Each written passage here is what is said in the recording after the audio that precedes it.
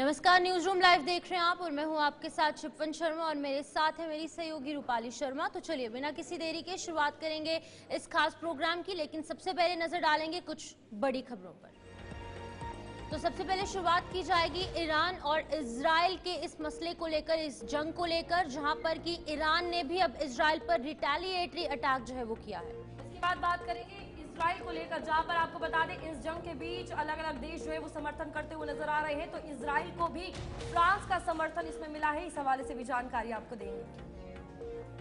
बिल्कुल, इसी बीच इजराइल का जो हमला हुआ है, करीब इसमें 78 लोगों की मौत हुई है और क्या कुछ अपडेट है, जानकारी है, वो भी आप तक पहुंचाएंगे। अब ईरान और इजराइल की बात हो रही है तो आपको बता दें कि हवाई उड़ानों पर भी असर जो है जंग के चलते देखने को मिल रहा है। जो ये अटैक हुआ है, इस बीच तमाम हवाई सेवाओं को लेकर काफी ज्यादा प्रभावित जो है ये नजर आई। इस हवाले से भी क्या कुछ अपडेट है वो भी आपको बताएंगे। बिल्कुल, इसी बीच अब बात होगी उत्तर प्रदेश को लेकर, जहां पर उत्तर प्रदेश में 30 जून तक स्कूल जो है वो टोटली बंद रहेंगे।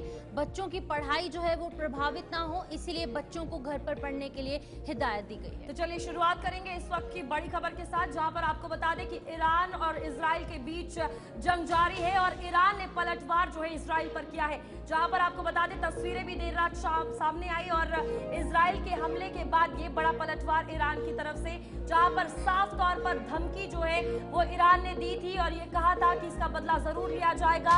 और 150 से ज्यादा ईरान ने मिसाइलें जो है वो दागी है इजराइल पर। तो 2 लोगों की मौत की पुष्टि जो है वो की गई है और कई लोग घायल हुए हैं। लेकिन आपको बता दें कि ठीक ईरान के हमले से पहले जब इजराइल ने ईरान पर हमला किया तो बहुत सा नुकसान जो है वो ईरान का देखने को मिला। और अब ये झटका, चाहे वो परमाणु कमान का हो या रक्षा कमान का हो, इजराइल ने ईरान को दिया, जहां पर पलटवार ईरान ने इजराइल पर किया।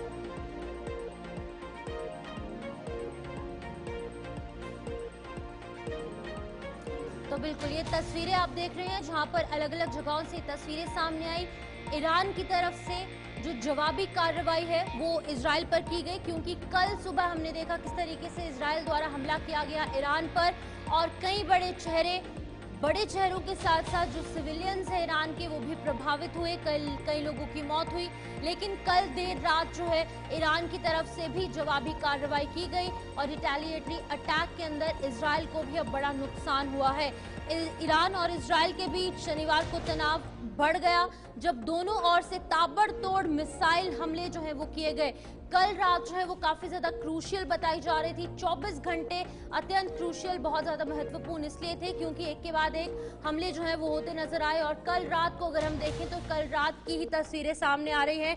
जो वहां का एयर डिफेंस सिस्टम है उनकी तरफ से कई मिसाइलें, कई ड्रोन्स को जो है वो गिराया गया। लेकिन अब बात ये भी सामने आ रही है कि कुछ एक पायलट्स को भी पकड़ लिया गया है, जिसमें महिलाएं भी शामिल है। रूपाली, ये भी अपडेट सामने आ रही है। बिल्कुल, यहाँ पर आपको बता दें कि इस हमले के बाद काफी ज्यादा तनाव जो है वो बढ़ा हुआ है और इजराइल ईरान के बीच 7 घंटे की यह लड़ाई जो है वो देखने को मिली है, जहां पर इजराइल ने परमाणु ठिकानों पर फिर हमला बोला है। जवाब में ईरान ने 150 मिसाइलें दागी है।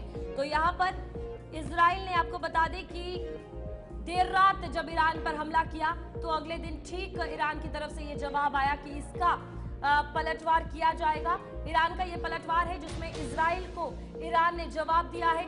ईरान ने ऑपरेशन ट्रू प्रॉमिसेस 3 शुरू किया है, ड्रोन और मिसाइल से हमला किया है। एक तरफ इजराइल की अगर बात की जाए, उन्होंने इस ऑपरेशन को द राइजिंग लाइन नाम दिया है। तो बिल्कुल ईरान ने किस तरीके से पलटवार इजराइल पर किया है वो भी आपको एक एक कर जानकारी देनी है ग्राफिक्स के माध्यम से। ईरान का जो पलटवार है उसमें 100 से ज्यादा मिसाइलें दागी गई हैं। सैन्य अड्डे जो हैं और प्रमुख इजरायली शहर, इसको भी निशाना बनाया गया है और इजराइल के 3 एयरबेस जो है वो इससे प्रभावित होते नजर आए हैं। यहाँ पर नागरिक क्षेत्रों में आंशिक नुकसान जो है वो देखने को मिला है। डोमेस्टिक एयर डिफेंस ने अधिकांश मिसाइलें जो है वो रोकी हैं। तो यहाँ पर ये ईरान का पलटवार है। तेल अवीव और यरूशलेम पर देर रात जबरदस्त मिसाइल अटैक जो है वो हुए हैं और इसी बीच में इजराइल पर लेबनान और जॉर्डन की तरफ से भी हमला बोला गया है। लोग प्रभावित हुए हैं, कई बड़े शहर भी प्रभावित हैं। यहाँ पर आपको बता दें कि तेल अवीव, हाइफा, नेगवे क्षेत्र, डिफेंस रडार सिस्टम और एयरबेस, ये प्रमुख टारगेट जो है वो इसके रहे हैं और इस बीच इन जगहों पर ये अटैक हुआ। तो बिल्कुल इजराइल ने क्या कुछ कहा है वो आपको बताएंगे। इजराइल ने जवाबी हमले शुरू कर दिए हैं, सुरक्षा बल भी जो है वहां पर हाई अलर्ट है। हालांकि इजराइल ने ही ये पूरा हमला शुरू किया था, पहला हमला इजराइल की तरफ से ही हुआ था और अब इजराइल अपना बचाव करने की कोशिश में है।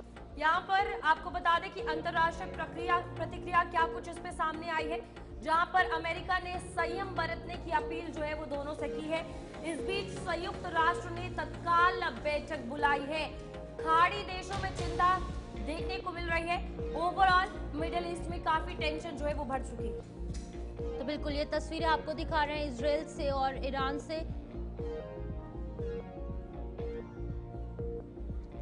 तो हमारे साथ डिफेंस एक्सपर्ट ज्वाइन कर चुके रक्षा विशेषज्ञ हैं ब्रिगेडियर राजन जी हैं हमारे साथ। बहुत बहुत शुक्रिया, आपने अपना कीमती समय दिया। स्वागत है आपका हमारे चैनल में। तो राजन जी, आपसे जानना चाहूंगी कैसे देखते हैं, पहले इजराइल की तरफ से ईरान पर अटैक हुआ, जवाबी कार्रवाई ईरान की तरफ से की गई और अब इजराइल के भी हालत बुरे हैं, हालत खराब नजर आ रही है क्योंकि ईरान भी पीछे नहीं है, ईरान भी नहीं वहां पर रुका और उसकी तरफ से भी खून का बदला खून से लिया जा रहा है। देखिए बिल्कुल सही है। इजराइल ने ये हमला रातों रात नहीं किया गया है। द स्केल और जिस तरह की प्लानिंग है, आई मीन ये कम से कम 1 साल की तैयारी, 1 साल से शायद ऊपर की ही हो, वो तैयारी दिखाता है। जिस सलीके से उन्होंने एयर डिफेंस सिस्टम को पहले बर्बाद किया ईरान के, आई मीन डी फैक्टो वो स्ट्राइक ईरान की धरती से ही किए गए थे। जैसे कि एक किस्म का यूक्रेन ने रशिया के साथ किया था ना, कि वे अंदर स्मगल करके ड्रोन एंड उनके हवाई जहाजों पे हमला किया। इस बार इजराइल ने तकरीबन मतलब टैक्टिस वही था, पर हमला उनके एयर डिफेंस पे हुआ, जिसकी वजह से जब उनका मेन एयर अटैक आया, ईरानी एयर डिफेंस तकरीबन निष्कर्ष हो चुका था और they had a free run. Wave के बाद वेव, वेव के बाद वेव, लगातार मतलब आई थिंक 7 या 8 वेव्स ऑफ एयरक्राफ्ट एंड उन्होंने धुआं धुआं कर दिया। मतलब पूरा का पूरा, खासकर उनके मिलिट्री बेसिस, टारगेटेड जो सीनियर मिलिट्री लीडर्स एंड जो जहां भी उनके न्यूक्लियर बम बनने की संभावना थी। इनफैक्ट 2-3 जगह तो अभी भी हमला जारी है जहां इजराइल को लगता है वो पूरा तरह बर्बाद नहीं हुआ। अब उसके जवाब में जो ईरान ने किया वो तो करना ही था, क्योंकि देखो ऑटोक्रेटिक रजीम है एंड पॉपुलर रजीम है नहीं है, एंड अगर वो अपने आप को स्ट्रांग ना दिखा पाए तो उसका औचित्य लोगों की नजर में एकदम कम हो जाता है और जिसको रजीम चेंज बोलते हैं ना, वो रजीम चेंज ऑपरेशन आसान हो जाता है। तो अपने आप को पावरफुल दिखाने के लिए ये हमला करना जरूरी था। शुरू में उन्होंने ड्रोन 100 के करीब ड्रोन फेंके जो ज्यादातर आयरन डोम ने बर्बाद कर दिए।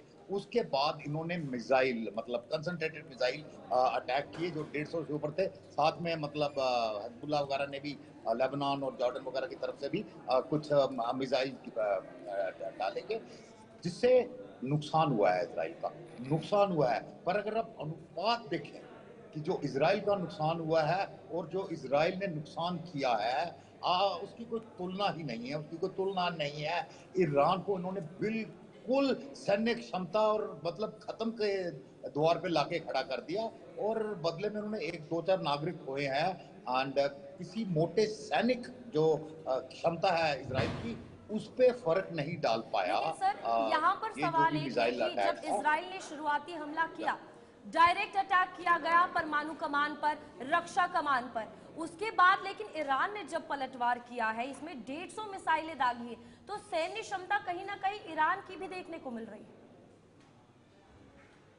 देखिए 100% आप न्यूट्रलाइजेशन नहीं कर सकते, बिकॉज अगर ईरान के पास जैसे रिपोर्टेड था कि मिसाइलें जो थी वो सैकड़ों में नहीं हजारों में थी, तो अगर मतलब और खुद इजराइल बोल रहा है कि अगले 2 साल में ये 6000 और मिसाइलें बनाना चाहते थे, तो उनकी जो बनाने की क्षमता है उसको हिट किया है, काफी डिग्रेड किया है लॉन्च करने की भी क्षमता पे। अगर आप डिटेल न्यूज रिपोर्ट एनालिसिस करो, काफी सारी ईरानियन मिसाइल्स टेक ऑफ के कुछ देर बाद सेल्फ डिस्ट्रक्ट हो गई हैं। तो मतलब तैयारी इजराइल की थी कि उन्होंने ठीक है कंप्रोमाइज करा राजन दिया जी, आप काफी बने हद रहिए हमारे तक। साथ, और भी ईरानियन जानकारी आपसे लेंगे। इसी बीच बड़ी खबर सामने आ रही है। ईरान ने इजराइल पर लगातार हमले किए हैं। इजराइल ने ईरान ड्रोन मार गिराया है। आईडीएफ ने अरावा में ड्रोन मार गिराया है। इस वक्त की बड़ी खबर, 2020 के बाद दोनों देशों में तनाव और ज्यादा बढ़ता नजर आया और 5 साल बीत जाने के बाद भी ये तनाव कम होने का नाम नहीं ले रहा है। और अभी की बात की जाए तो ईरानी जनरल कासिम सुलेमानी की हत्या के बाद तनाव और ज्यादा बढ़ गया है। तो बिल्कुल यहाँ पर इजराइल ने ईरान ड्रोन मार गिराया है और इस वक्त इजराइल की अगर बात की जाए, जाहिर सी बात है समर्थन में इजराइल के फ्रांस आया है और इसी के साथ साथ ईरान की भी अगर बात की जाए तो कई देश जो है वो समर्थन में आए हैं। लेकिन यहाँ पर आईडीएफ ने अरावा में ड्रोन जो है वो मार गिराया है। 2020 के बाद दोनों देशों में तनाव और बढ़ा था और अब ये इजराइल और ईरान के बीच लगातार जंग जो है वो जारी है, जिसमें जनवरी 2020 की अगर बात की जाए कासिम सुलेमानी की मौत हुई। 3 जनवरी 2020 अमेरिकी ड्रोन हमला इराक में हुआ। ईरानी जनरल कासिम सुलेमानी मारे गए। पूरे क्षेत्र में इसके बाद तनाव हुआ। इजराइल ने अपनी सेना हाई अलर्ट पर रखी। तो बिल्कुल उसी बीच में अप्रैल 2021 के अंदर नतांज परमाणु संयंत्र पर हमला हुआ। 11 अप्रैल का वो दिन था। ईरान ने इस प्लांट में ब्लैकआउट किया। ईरान ने आरोप भी लगाया कि इजराइल की साइबर टीम ने उन पर हमला किया है और परमाणु वार्ता प्रभावित भी हुई थी। 11 अप्रैल 2021 का वो दिन था जब ये तमाम चीजें पेश आई। इसके बाद मई 2021 हमास इजराइल युद्ध, ईरान का समर्थन। 10 से 21 मई 2021 की अगर बात करें, गाजा से इजराइल पर 4000 से ज्यादा रॉकेट दागे गए थे। बिल्कुल इजराइल का इसमें जवाबी हमला हुआ, जहां ईरान ने हमास का खुला समर्थन किया था। तो इस वक्त सभी चीजें एक के बाद एक आपको बता रहे हैं। बिल्कुल अगस्त 2022 सीरिया में इजरायली हवाई हमला हुआ। 12, 13, 14 और 15 अगस्त यानी 12 से 15 अगस्त 2022 के बीच में हमले हुए, जिसमें कि इजराइल ने दमिश्क और हलब एयरबेस पर हमला किया और निशाना बनाया गया ईरान समर्थित मिलिशिया को। और इसी बीच ईरान ने चेतावनी भी दे डाली कि हम लोग बदला जरूर लेंगे। इसके बाद अप्रैल 2023 की अगर बात करें, सीरिया में ईरानी दूतावास पर हमला हुआ। 1 अप्रैल 2023 की वो तारीख थी जहां पर इजरायली मिसाइल से ईरानी कंसुलेट तबाह किए गए। कई ईरानी ऑफिसर्स इसमें मारे गए।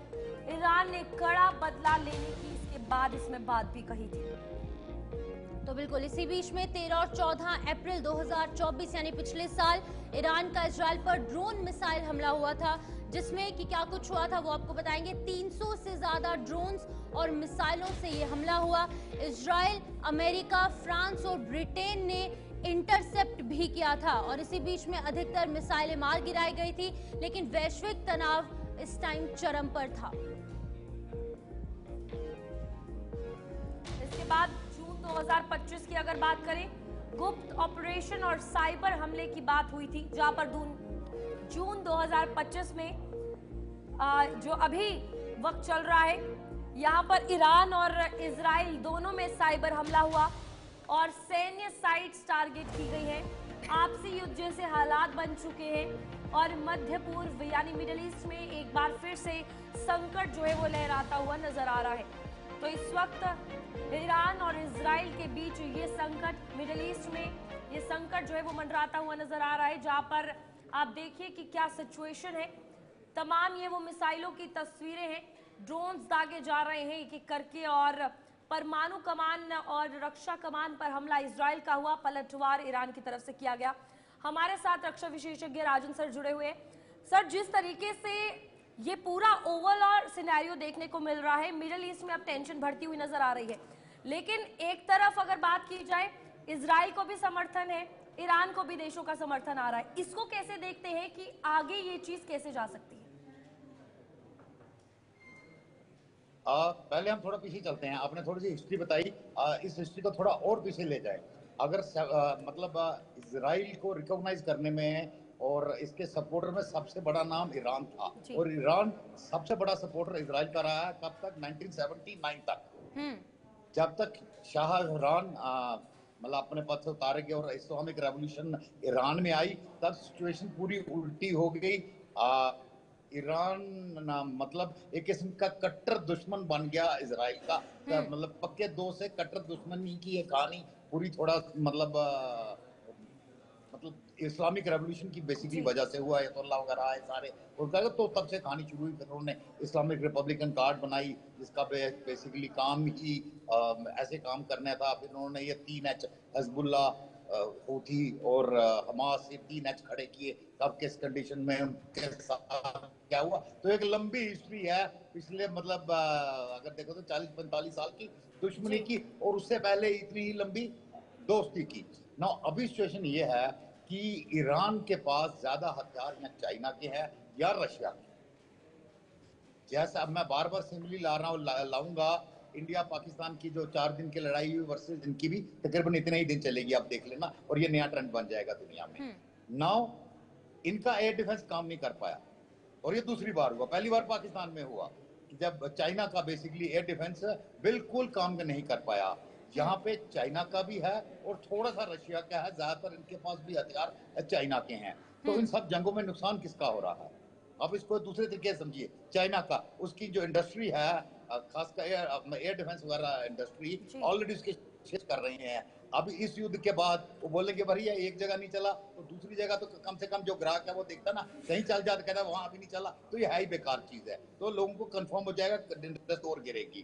ठीक है राजन जी, एक बार फिर से आपका रुख करेंगे, एक बार फिर आपके पास लौटेंगे। ईरान इजराइल लड़ाई के बीच में एक और बड़ी खबर, पाकिस्तान ने अपने एयर डिफेंस को अलर्ट पर रख दिया है। तो पाकिस्तान की तरफ से ये बड़ी खबर सामने आ रही है, ईरान सरहद पर पाकिस्तान के एयर जेट जो है वो नजर आ रहे हैं। एहतियात के तौर पर पाकिस्तान की तैयारी हो चुकी है। इसी बीच में आपको ये भी बता दें कि ईरान और इजराइल की लड़ाई के बीच में ये बड़ी खबर सामने आ रही है। पाकिस्तान ने भी अपने सेना को और अपने जो भी सरहद के जो इलाके हैं, बॉर्डर एरियाज हैं, उनको अलर्ट पर रखा है कि अगर स्थिति तनावपूर्ण हो जाती है तो पाकिस्तान भी कहीं ना कहीं अलर्ट पर रहना चाहिए। तो राजन जम्वाल जी हमारे साथ ऑलरेडी ज्वाइन हुए हैं, एक बार फिर से आपका रुख करेंगे। राजन जी, अब पाकिस्तान भी अलर्ट पर हो चुका है क्योंकि पाकिस्तान जो है ऑलरेडी इंडिया के साथ कुछ दिन पहले कॉन्फ्लिक्ट में चल रहा था।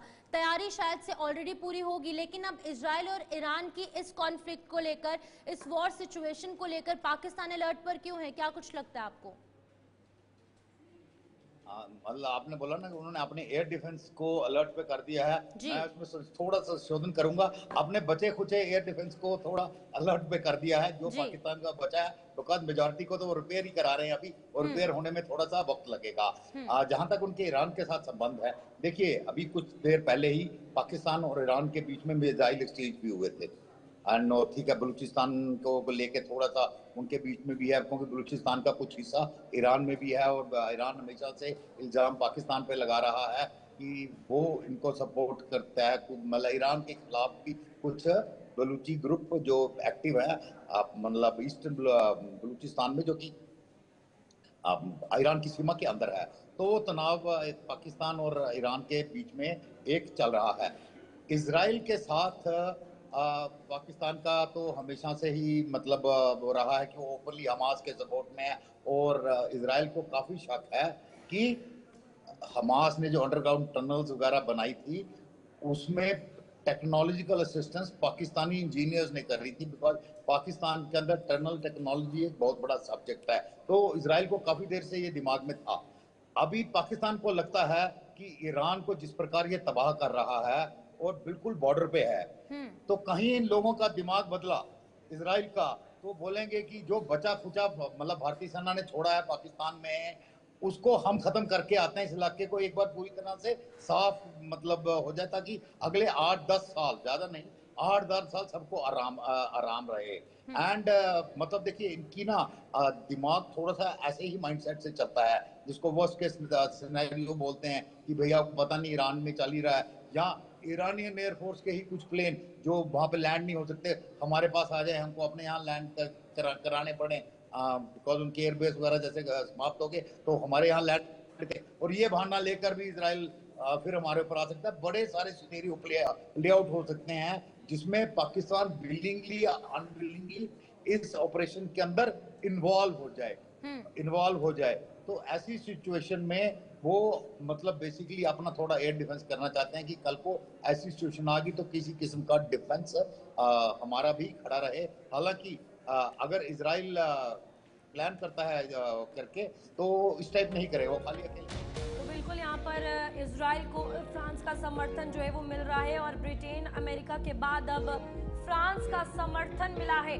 यहाँ पर अस्थिरता के लिए ईरान जिम्मेदार है, मैक्रो ने कहा है। जहाँ पर अगर बात की जाए इजराइल पर हमले की, तो यहाँ पर कहा है कि अगर इजराइल पर हमला हुआ तो फ्रांस जो है वो भी आगे जवाब देगा। फिलहाल यहाँ समर्थन इजराइल को फ्रांस का मिला है। और दूसरी तरफ अगर ईरान की बात की जाए, सऊदी, चाइना, रशिया, पाकिस्तान ये कहीं ना कहीं सपोर्ट करता हुआ नजर आ रहा है। लेकिन अब यहाँ पर बात यह है कि सिचुएशन कैसे, एक तरफ जहाँ पर अगर बात की जाए भारत की, वो कह रहा है शांति बनाए रखना। यहाँ पर सर सवाल ये है कि अमेरिका का रोल काफी ज्यादा इंपॉर्टेंट देखने को मिल रहा है, क्योंकि एक के बाद एक स्टेटमेंट्स चेंज हो रही है अमेरिका की। इसे कैसे देख रहे हैं, क्योंकि बार बार कहीं ना कहीं डिप्लोमेसी की बात सामने आ रही है। कभी कहता है मुझे पता है, हम इन्वॉल्व नहीं है, शांति बनाओ, ट्रेड करो। ये ओवरऑल बहुत ज्यादा डिप्लोमेटिक चीजें अमेरिका की इस वक्त चल रही हैं। बिल्कुल, आप वापस हिंदुस्तान पाकिस्तान पे आ जाइए। इस प्रकार अमेरिका ने हर दूसरे दिन नया स्टेटमेंट दिया। पहले दिन जेडी वॉन्स बोलते हैं कि और इनका आपस का सुलझा लेंगे। ट्रम्प बोलते हैं कि भाई कोई बात नहीं है, कई हजार सालों से, सैकड़ों सालों से लड़ रहे हैं, लड़ने दो इनको, हमें इससे कुछ लेना देना नहीं है। और 3 दिन बाद मैंने परमाणु हथियार और युद्ध रुकवा दिया, मैंने ये कर दिया, वो कर दिया। हमें टोटली डिफरेंट। वो अलग बात है कि नूर खान एयरबेस में जब अटैक हुआ, जहाँ शायद एंड पूरा सिचुएशन चेंज हो गया। सिमिलरली यहाँ पे क्या हुआ है कि इजराइल और ईरान के बीच में आप डिस्टेंस देखिए 2000 किलोमीटर। यानी कि ईरान हमला करता है इजराइल के ऊपर, पर बड़ी तकलीफ होती है, लॉन्ग रेंज मिसाइलें यूज करनी पड़ती हैं। अपने एयरप्लेन वो इस्तेमाल ही नहीं कर सकता इजराइल के पास, because it requires mid air refueling. जो मिड एयर रिफ्यूलिंग थोड़ी सी मुश्किल है ईरान के लिए। इजराइल जब हमला कर रहा है वो मिड एयर रिफ्यूलिंग करके हवाई हमले कर पा रहा है। पर अमेरिकन बेस कहाँ पे है? इराक में, बिल्कुल बगल में ईरान के, जिसमें शॉर्ट रेंज मिसाइल से भी ईरान अमेरिकन इंटरेस्ट पे हमला कर सकता था, पे हमला कर सकता है। तो उसको अवॉइड करने के लिए अमेरिका ने बोला कि भैया नहीं, हमको इससे कुछ लेना देना नहीं। ना इजराइल ने हमसे पूछा और वो अपनी मर्जी से हमला कर रहे हैं। बेसिकली वो था टाइम बाय करने का तरीका कि एकदम ईरान अमेरिकन बेसिस पे हमला ना कर दे, जैसा उसने कल बोला था कि भी अमेरिका इन्वॉल्व है। ग्राउंड पे देखा जाए अमेरिका बिल्कुल इन्वॉल्व होगा। मटेरियल सपोर्ट नहीं दी होगी, कम से कम उनको प्लानिंग का पूरा जिक्र होगा। जैसे मैंने बताया कि 1 साल की प्लानिंग है ये कम से कम, बिकॉज एयर डिफेंस को डाउन करना, ये करना, जिस प्रकार उनके इवन मिसाइल लॉन्च सिस्टम के अंदर आपने हैकिंग कर ली है और मिसाइलें काफी ईरान के अंदर ही फटी हैं। मतलब ये 2-4 महीने, 6 की उसको नहीं दिखाता ट्रेनिंग को या प्लानिंग को। ये लंबी प्लानिंग का एक हिस्सा था और हो ही नहीं सकता कि अमेरिकन को इसका पता ना हो कि ऐसा कुछ होने वाला है। एंड जो मेरे को लगता है कि इवन जो बात चल रही थी ट्रम्प की ईरान के साथ, जो डिप्लोमेटिक का था, वो एक रूस था। मतलब एक किस्म का ईरान को धोखे में रखा जा रहा था, तेरे से बात चल रही है और लगातार तैयारी इस चीज की हो रही थी, यू नो सो ये आस्ते आस्ते जब बातें खुलेंगी ये सारी ठीक है Rajan ji, will get back to you. इसी बीच में बड़ी खबर सामने आ रही है जहां पर इजराइल के हमले में करीब 78 लोग जो है वो मारे गए हैं। हमले में ईरान के 320 लोगों को प्रभावित यहाँ पर देखा जा रहा है। 6 महीने पहले हमले की जो चेतावनी है वो दी गई थी और हमलों को ऑपरेशन राइजिंग लायन नाम दिया गया है। तो नाम भी दे दिया गया है इस पूरे ऑपरेशन को, जिसके अंदर की 78 लोगों की मौत हुई थी। हमले में ईरान के 320 से ज्यादा लोग जो हैं वो घायल भी हुए हैं, जिनका इलाज चल रहा है। जिंदगी मौत की लड़ाई यहाँ पर लड़ रहे हैं। ईरान और इजराइल में कौन किस पर भारी है, ये भी एक बड़ा सवाल यहाँ पर उठ रहा है, क्योंकि शुरुआत जो है वो इजराइल की तरफ से की गई, लेकिन अब ईरान भी पीछे नहीं है। कहा जा रहा है कि खून का बदला खून से लिया जाएगा और काफी हद तक इजराइल को भी नुकसान पहुंचा है। बड़ी लीड बिल्कुल यहाँ पर आपको बता दें इस हमले में करीब 78 लोगों की मौत हुई है। ईरान में हमले में अगर बात की जाए, जो इजराइल की तरफ से ईरान पर हमला किया गया, उसमें ईरान के ज्यादा लोग घायल हुए हैं। हालांकि 320 से ज्यादा लोग घायल होने की खबर सामने आई है। एक तरफ ऑपरेशन राइजिंग लाइन की अगर बात की जाए, पहले दिन से ही नाम जो है वो इजराइल की तरफ से दे दिया गया।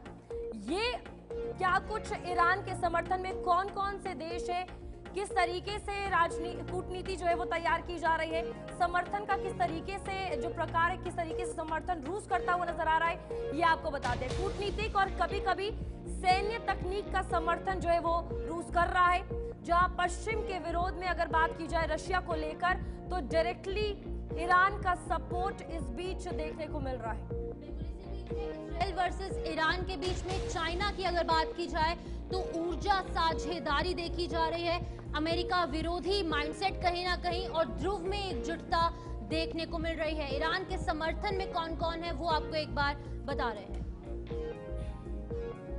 इसके बाद ईरान के समर्थन में सीरिया भी आया है, जहां ईरान का रणनीतिक सैन्य सहयोगी सीरिया बना है और इसमें सीरियाई राष्ट्रपति असद की अगर बात की जाए, वो डायरेक्टली इसमें ईरान का समर्थन कर रहे हैं। ईरान वर्सेस इजराइल में कई देश सामने आ रहे हैं और एक एक करके दोनों का समर्थन कर रहे हैं। तो बिल्कुल लेबनान भी पीछे नहीं है, लेबनान भी ईरान के साथ है, उसके समर्थन में है। हिजबुल्लाह ईरान समर्थन संगठन है और ये संगठन जो है वो सीधे तौर पर समर्थन कर रहा है ईरान को, उसकी मदद करता नजर आ रहा है इस पूरे कॉन्फ्लिक्ट के सिचुएशन में। इसके साथ इराक का ये जो शिया गुट है वो ईरान को सपोर्ट कर रहे हैं। ईरान समर्थित मिलिशिया जो है वहां पर ये समर्थन जो है ये शिया गुट करता हुआ ईरान का नजर आ रहा है। तो बिल्कुल इसी बीच यमन की बात करेंगे तो यूती विद्रोही ईरान से हथियार और समर्थन पाते हैं। तो यमन के अंदर जो एक कम्युनिटी है जो कि यूती विरोधी है, उसके द्वारा जो है वो हथियार और अलग अलग तरीके से समर्थन जो है वो ईरान तक पहुंचाया जा रहा है। अब यहाँ पर कतर भी ईरान को सपोर्ट कर रहा है, जहाँ पर कूटनीतिक रूप से बैलेंस क्रिएट करने की कोशिश कतर कर रहा है और कभी कभी ईरान की ओर झुकाव भी कतर का देखने को मिल रहा है। तो बिल्कुल अब आगे बढ़ जाएंगे जहां पर ब्रिक्स के जो देश हैं और कुछ एक समूह है, यानी कि ब्रिक्स, जिसमें कि ब्राजील है, रशिया है, इंडिया है, कनाडा है और ये तमाम देश हैं और कुछ और सदस्य भी इसमें ऐड हो चुके हैं। पश्चिम दबाव के विद्रोह में ईरान का समर्थन करते हैं और विशेषकर रशिया, चाइना और कुछ और देश भी इसके अंदर इन्वॉल्व है, जिसके अंदर की दक्षिण अफ्रीका भी सामने आ रहा है। बिल्कुल यहाँ पर इजराइल के खतरनाक ड्रोन की बात करेंगे, जहाँ पर हेरॉन टीपी और इटान इसको कहा जाता है। मेल ड्रोन है, मीडियम ऑल्टीट्यूड लॉन्ग एंड्योरेंस इसका कहा जा रहा है। रेंज इसकी 7400 किलोमीटर है और उड़ान का समय इसका 36 घंटे है। मिसाइल और बम से ये लैस होता है ड्रोन और निगरानी प्लस हमला दोनों करता है। गाजा और सीरिया में ये ड्रोन्स काफी ज्यादा सक्रिय है हेरॉन टीपी। बिल्कुल इसी बीच में निगरानी और खुफिया संचालन में ये माहिर है। हेरॉन 1 की अगर बात करेंगे तो ये तमाम वो ड्रोन्स हैं, इनकी खासियत क्या कुछ है वो आपको एक एक करके बता रहे हैं। इस हेरॉन 1 की रेंज 1000 किलोमीटर है, उड़ान का समय इसका 24 घंटे है। उपयोग में क्या कुछ आता है, इसका उपयोग भारत कर रहा है, जर्मनी कर रहा है, टर्की कर रहा है और कई और अन्य देश भी जो है वो इसका यूज कर रहे हैं। फिलहाल के लिए टारगेट लोकेशन और आर्मी सपोर्ट जो है उसमें उपयोगी साबित होता है। इसके बाद हार्पी की बात करेंगे। ये भी आपको बता दें कि एक ड्रोन है जहां पर इसकी रेंज 500 किलोमीटर है। टारगेट इसका रडार और एयर डिफेंस सिस्टम को खत्म करना है। यहाँ पर खुद टकराकर उड़ाता है दुश्मन का सिस्टम। आप देखिए कि हार्पी कितना कहीं ना कहीं फायदेमंद ड्रोन है, कितनी इसकी विशेषताएं हैं। चीन, अजरबैजान जैसे देशों का एक्सपोर्ट भी इससे किया गया है। बिल्कुल अब हारोप की बात करेंगे जो कि अपग्रेडेड कामिकाजे ड्रोन है। इसकी रेंज 1000 किलोमीटर है, उड़ान का समय थोड़ा सा कम 6 घंटे है। अत्यंत सटीक जो टारगेटिंग है वो ये हेरॉप जो है वो करता है, जो कि एक अपग्रेडेड कामिकाजे ड्रोन है और इलेक्ट्रो कैमरा से लाइव मॉनिटरिंग करने में भी कहीं ना कहीं एक कामयाब साबित होता है। इसके बाद स्काई स्ट्राइकर की बात करेंगे। ये भी एक ड्रोन है, इसकी रेंज 100 किलोमीटर है। विस्फोटक वजन जो है 100 क्रीगा है और टारगेट पर चुपचाप जो है ये हमला करता है। आधुनिक जासूसी के साथ इसकी हमला करने की क्षमता है। तो ये तमाम ड्रोन्स जो वहां पर ईरान और इजराइल की तरफ से यूज किए जा रहे हैं, क्या क्या विशेषताएं हैं वो सब आपको बता रहे हैं। और ये तस्वीरें हैं ईरान और इजराइल की, जब ये जंग जैसे जो हालात बने हुए हैं उसके सामने निकलकर सामने आ रही है। तो बिल्कुल ईरान के पास खतरनाक ड्रोन है, शाहेद 136 यानी कि शाहेद 136 कामिकाज़े ड्रोन खुद से टकराने वाला है। इसकी रेंज 2000 से 2500 किलोमीटर की है। विस्फोटक क्षमता इसकी 30 से 50 किलोग्राम है। लक्ष्य इसका इंफ्रास्ट्रक्चर और रेडार है और रशिया यूक्रेन युद्ध में भी ये इस्तेमाल किया गया था। इसके बाद ईरान के पास एक और खतरनाक ड्रोन है जिसका नाम शाहेद 129 यानी 129 है। ये मल्टीपर्पज ड्रोन है और निगरानी और हमला ये दोनों करता है। इसकी रेंज 1700 किलोमीटर है। उड़ान का समय 24 घंटे है, 24 घंटे तक उड़ सकता है। हथियार इसमें मिसाइलें होती हैं और बम होते हैं। सीरिया और इराक में ऑपरेशन जो है ये कर चुका है ऑलरेडी और ये शाहेद 129 इसका नाम है। तो बिल्कुल एक एक कर आपको तमाम उन ड्रोन्स की जानकारी दे रहे हैं। तो अबाबिल 3 एक और खतरनाक ड्रोन है जो कि ईरान के पास है। ईरान भी पीछे नहीं है। मीडियम रेंज सर्विलेंस ड्रोन है। इसकी रेंज जो है वो 250 किलोमीटर की है। हथियार की क्षमता इसकी सीमित है यानी कि लिमिटेड है। मुख्य उपयोग किस तरीके से इसका किया जाता है, निगरानी के लिए और टारगेट लोकेशन के लिए इसका उपयोग किया जाता है और स्वदेशी तकनीक पर ये आधारित है ये ड्रोन। इसके बाद करार, ये एक ड्रोन है जो लंबी दूरी का जेट पावर ड्रोन है। इसकी रेंज 1000 किलोमीटर है। हथियार इसमें एयर टू एयर मिसाइल जो है वो रखी जाती है। उपयोग इसका गहरी घुसपैठ और तेज हमला जो है ये ड्रोन कर सकता है। टारगेट इसका लड़ाकू विमान और रडार रहता है। तो ये इसका नाम करार है और तमाम चीजें इस हवाले से आपको बता रहे हैं, जहां पर फिलहाल किस ड्रोन की क्या कुछ विशेषताएं हैं जो कि ईरान और इजराइल के हमले में देखने को मिल रही हैं। ये फिलहाल ईरान के पास ही खतरनाक ड्रोन है जिसका नाम करार है, अबाबिल है और शाहेद है। बिल्कुल इसी बीच में अराश 2 कामिकाज़े सुपर ड्रोन है। ये भी ईरान के पास है। काफी खतरनाक, रेंज इसकी 2000 किलोमीटर से अधिक है। लक्ष्य इसका तेल संयंत्र और एयरबेस है। विस्फोटक कितना है वो आपको बताएंगे। भारी बम ले जाने की क्षमता है इसके अंदर और दावा क्या बोलता है वो आपको बता दें कि इजराइल को नष्ट करने के लिए ये ड्रोन जो है वो डिजाइन किया गया है। इसी के साथ इजराइल की अब बात करते हैं। इजराइल के समर्थन में कौन कौन से देश हैं आपको बता दें। जर्मनी जो है वो सपोर्ट कर रहा है। ऐतिहासिक रूप से इजराइल का मजबूत समर्थक हमेशा जर्मनी रहा है।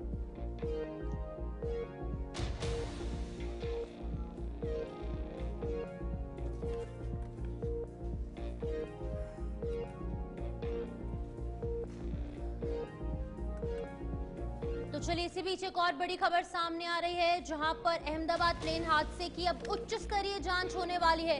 हाई लेवल इसकी जांच होगी। कमेटी गठित की गई है। हादसे की जांच के लिए हाई लेवल कमेटी का गठन किया जा चुका है और विमान दुर्घटना जांच ब्यूरो के अधिकारी मौके पर पहुंच चुके हैं। एनएसजी, एनडीआरएफ, वायुसेना, एफएसएल की टीम्स भी मौके पर मौजूद है। 2 दिन पहले ये बड़ा हादसा पेश आया जिसमें कि मौत का आंकड़ा लगातार बढ़ रहा है। कैबिन क्रू और पैसेंजर्स के साथ साथ जो उस डॉक्टर्स हॉस्टल के अंदर जो डॉक्टर्स थे, जो ट्रेनी डॉक्टर्स थे, एमबीबीएस कर चुके थे और ट्रेनिंग कर रहे थे डॉक्टरेट की, वो भी प्रभावित हुए। उनमें से भी कुछ लोगों की मौत हुई और लगातार मौत का आंकड़ा बढ़ा। लेकिन अब एक हाई लेवल जो जांच है उसके लिए कमेटी का गठन किया गया है और तमाम जो टीम्स है वो मौके पर पहुंच चुकी है। इस बीच आपको बता दें कि घटना की क्या कुछ वजह रही है उसकी जांच जो है हाई लेवल कमेटी करेगी, जहां पर आपको बता दें ब्लैक बॉक्स भी मिल चुका है और अहमदाबाद प्लेन हादसे की ये उच्च स्तरीय जांच जो है वो होने जा रही है। फिलहाल आपको बता दें कि सिविल एविएशन मंत्रालय की तरफ से ये हाई लेवल कमेटी का गठन कर दिया गया है। हर पहलू से जांच की जाएगी और पता लगाने की कोशिश की जाएगी जो हर कोई जानना चाहता है कि आखिरकार ये हादसा हुआ कैसे, क्या ये हादसा टाला जा सकता था। यहाँ पर तमाम टीम्स मौजूद हैं और एक एक करके उच्च स्तरीय जांच जो है वो शुरू हो जाएगी। फिलहाल आपको बता दें कि यहाँ पर तमाम एक एक नेता भी पहुंच रहे हैं। लेकिन गुजरात प्लेन क्रैश की अगर बात की जाए, पहला सवाल ये कि कैसे हुआ, दूसरा ये कि टाला जा सकता था, और अब आगे क्या क्या साक्ष्य निकल कर आएंगे ये भी देखने वाली बात है। हमारे साथ गुजरात से हमारे ब्यूरो चीफ महिपाल जुड़ चुके हैं। महिपाल, अभी तक यहाँ पर टीम्स का गठन किया गया है, किस तरीके से उन्होंने काम किया, क्योंकि कल जब पीएम आए, सिविल एविएशन डिपार्टमेंट के साथ उनकी मीटिंग हुई, उसके बाद क्या कुछ ऑर्डर्स दिए गए हैं और अभी तक इन्वेस्टिगेशन कहां तक पहुंची है? यहाँ पे बात करें प्लेन क्रैश के बाद में, यहाँ पे प्रधानमंत्री भी आके गए और होम मिनिस्टर भी आके गए, तो उन्होंने भी यहाँ दिशा निर्देश दिए थे और इसी दिशा निर्देश के चलते हुए यहाँ पे काम चल रहा था। एविएशन मिनिस्ट्री की ओर से भी यहाँ पे काम चल रहा था, यानी कि जांच अभी उच्च स्तरीय हो रही है और यहाँ पे एनएसजी भी है, एनडीआरएफ भी है और साथ ही साथ में दूसरे बीएसएफ भी है और दूसरे दल भी है यानी पे।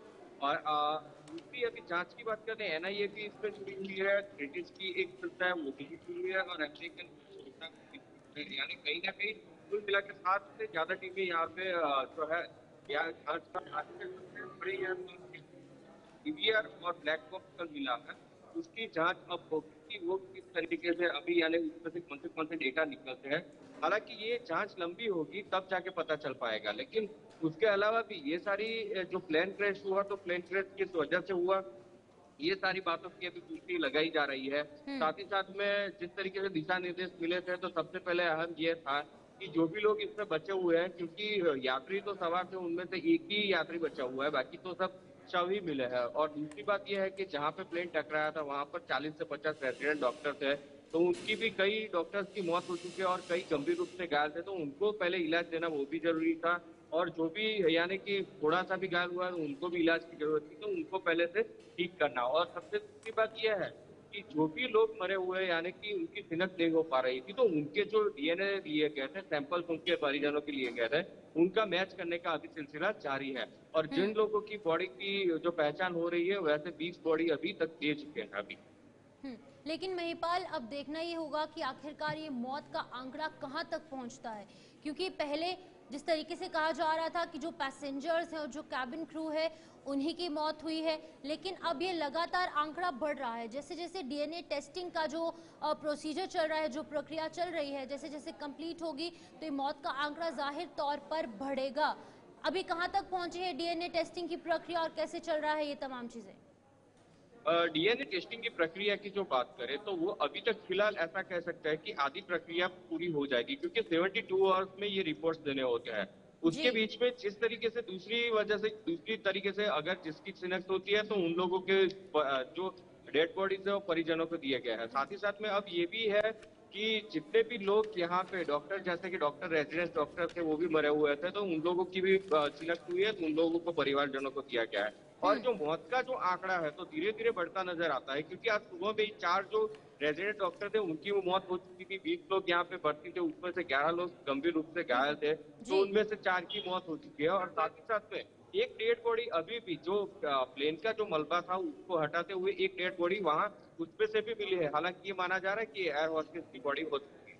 जी ठीक है, बहुत बहुत शुक्रिया। ब्यूरो चीफ गुजरात हमारे साथ ज्वाइन किए थे महिपाल सिंह, उन्होंने तमाम चीजों को लेकर जानकारी दी। अब इसी बीच उत्तर प्रदेश के संबल की बात करेंगे, जहां पर एक बार फिर से प्रशासनिक टीम की तरफ से छापेमारी की गई है और क्या कुछ अपडेट है वो आपको बताएंगे। ऑयल फैक्ट्री पर टीम ने छापेमारी की है। भारतीय जनता पार्टी नेता के बेटे की ऑयल फैक्ट्री है, तो भारतीय जनता पार्टी के एक नेता है, उनका बेटा है, उसकी ऑयल फैक्ट्री के अंदर प्रशासनिक टीम द्वारा छापेमारी कर दी गई है।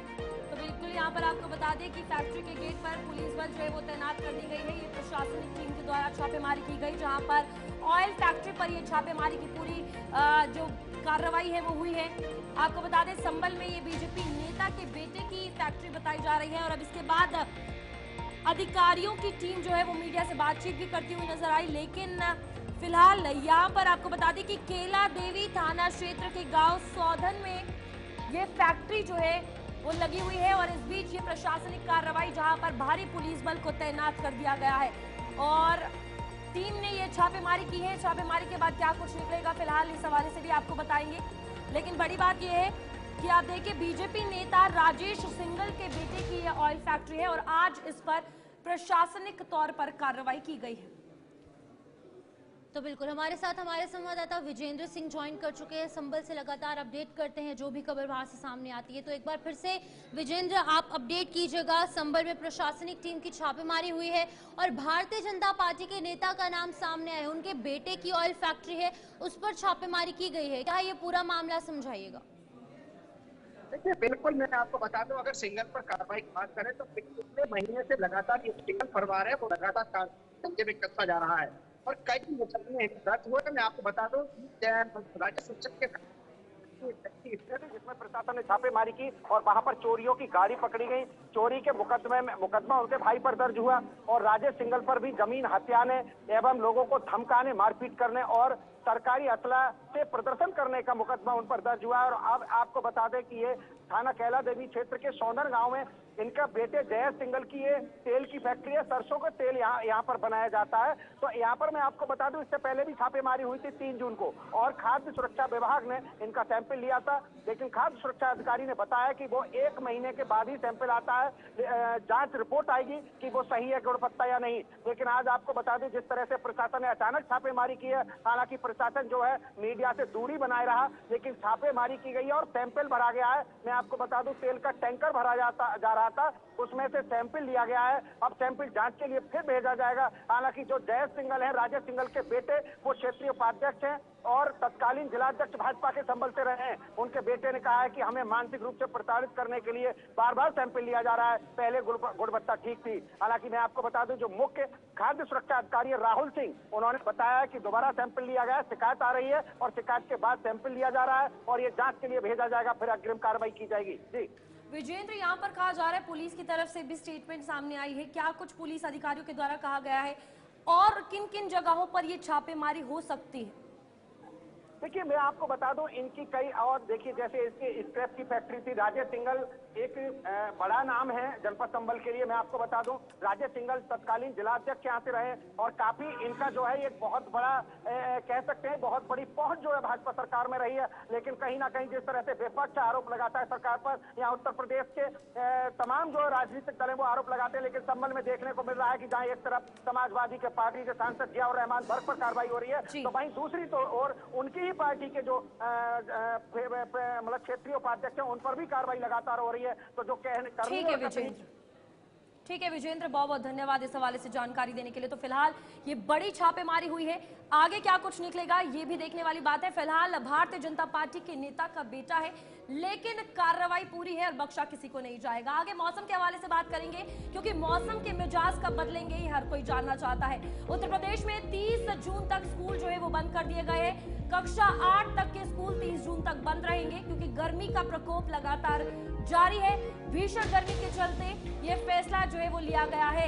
उत्तर प्रदेश बेसिक शिक्षा परिषद ने ये फैसला लिया है और इस बीच 30 जून तक जो बढ़ती गर्मी का प्रकोप है उसके कारण स्कूल जो है वो बंद कर दिए गए हैं, क्योंकि लगातार हीट वेव जो है वो चल रही है और हीट इंडेक्स से पारा जो है वो पार होता हुआ नजर आ रहा है। कहीं 47 तो कहीं 48 डिग्री टेम्परेचर जो है वो दर्ज किया जा रहा है। इसके चलते स्कूली बच्चों के लिए ये बड़ा फैसला लिया गया है और 30 जून तक स्कूल जो है वो बंद रहेंगे। तो बिल्कुल ये बड़ा फैसला उत्तर प्रदेश की प्रशासन द्वारा लिया गया है। कक्षा 8वीं तक के स्कूल जो हैं वो 30 जून तक बंद रहेंगे। लेकिन सवाल यहाँ पर ये उठता है रूपाली कि क्या 30 जून के बाद गर्मी कम हो जाएगी, क्या बच्चों को एक बार फिर से राहत मिलेगी या फिर नहीं, ये एक बड़ा सवाल नजर आ रहा है। अब फिलहाल गर्मी से राहत कब तक मिलेगी ये एक बहुत बड़ा सवाल है, और कब तक मॉनसून जो है वो भारत के अलग अलग राज्यों में दस्तक देगा वो एक बड़ा सवाल। तो फिलहाल के लिए न्यूज रूम लाइव में इतना ही। मुझे शिपवन शर्मा और मेरी सहयोगी रूपाली शर्मा को दीजिए इजाजत। नमस्कार।